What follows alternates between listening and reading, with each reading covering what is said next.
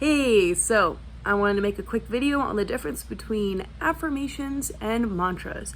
I have experimented with both, and I think anyone on the self-realization journey has also probably done both.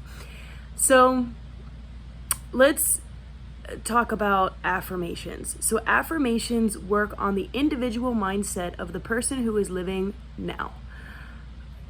So as Alora, as me, right? As Alora, I go through different experiences in my life, and that shapes my perspective of how life works and how situations work for me, which creates in turn a level of awareness that's going to operate according to how I am seeing the world.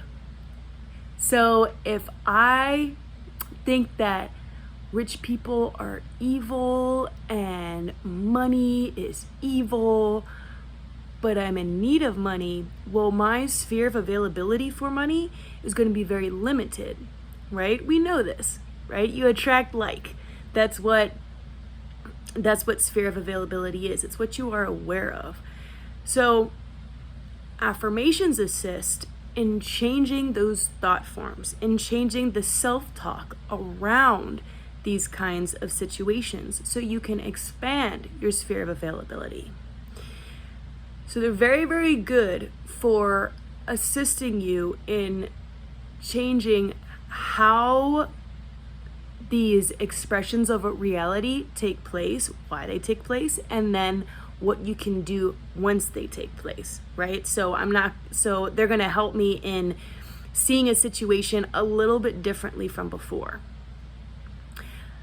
Now, when you get deeper into things, mantras are amazing because mantras are specific words that, when combined, pluck at the original impulse of whatever is expressing itself and can actually change the situation in which you are in, because it surpasses the ego, it surpasses the individual self.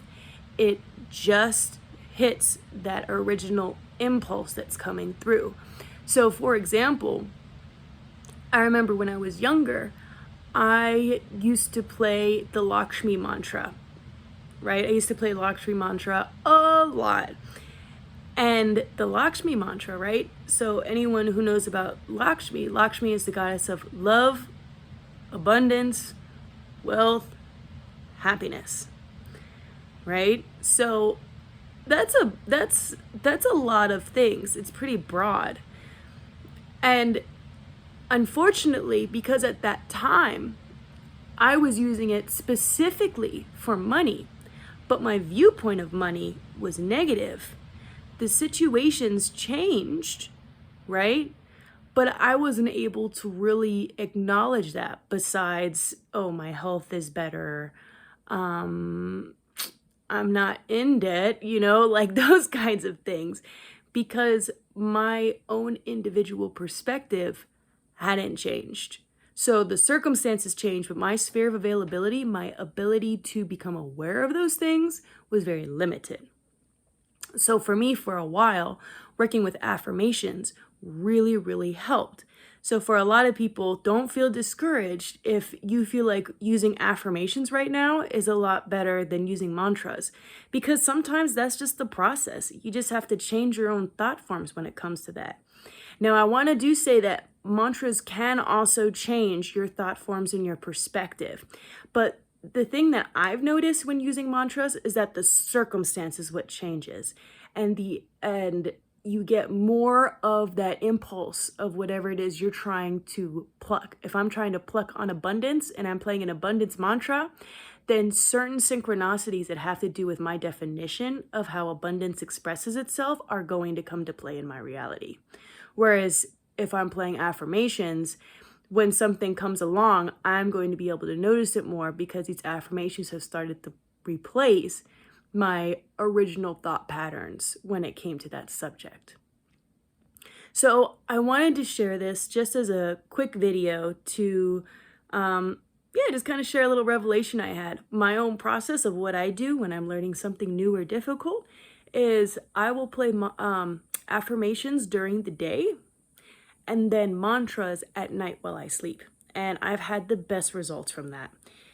I also want to say another word on mantras versus affirmations. Affirmations, because they assist in changing your self-talk, you can find very specific ones for what you are looking for. Mantras, not so much. Like I mentioned, that impulse, right? Like Lakshmi Mantra. It's a range of things because energy is never just one thing. It's never just one specific thing. There is something else inside of this